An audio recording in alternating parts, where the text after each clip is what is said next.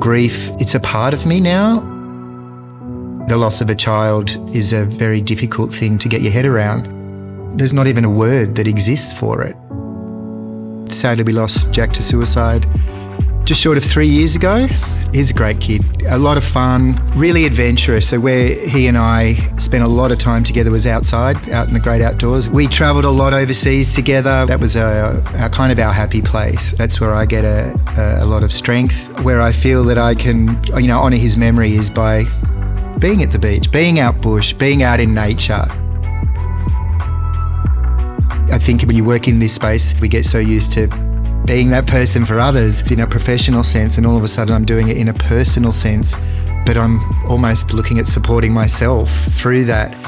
It was weird. Having that knowledge in and around how to support somebody all seems really great in theory, but I think it quickly went out the window definitely in that acute phase, that a bit immediately after. It also became a bit of a burden on myself because people were looking for me for answers. Professionally, I went back to working in this space, and my lived experience, it's been invaluable. It gives us an understanding and a sense of empathy, but it doesn't make us the experts of that person and what they're going through. Thinking about the way that you speak and the way that you say things to people is really important. Words are powerful, and language has meaning, and what you say, whether you intend to or not, can really impact on somebody. I mean, at its simplest, we're always taught not to say the word commit, and that's a very important one. And for those people that don't understand that, when you're talking about the idea of somebody committing suicide, that's tied into a crime, or that somebody has done something wrong, and that's not necessarily the case in Australia. It isn't a crime to do that. We don't commit cancer or commit car accident or commit that.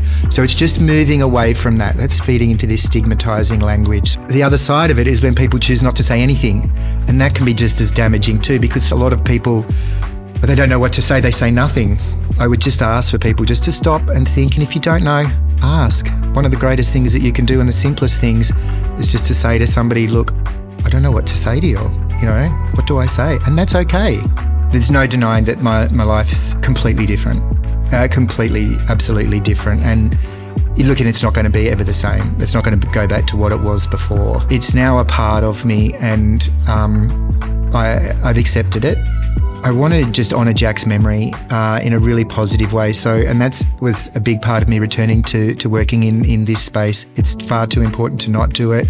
And I think for me, it allows me to continue his memory and honour, thoughts of Jack.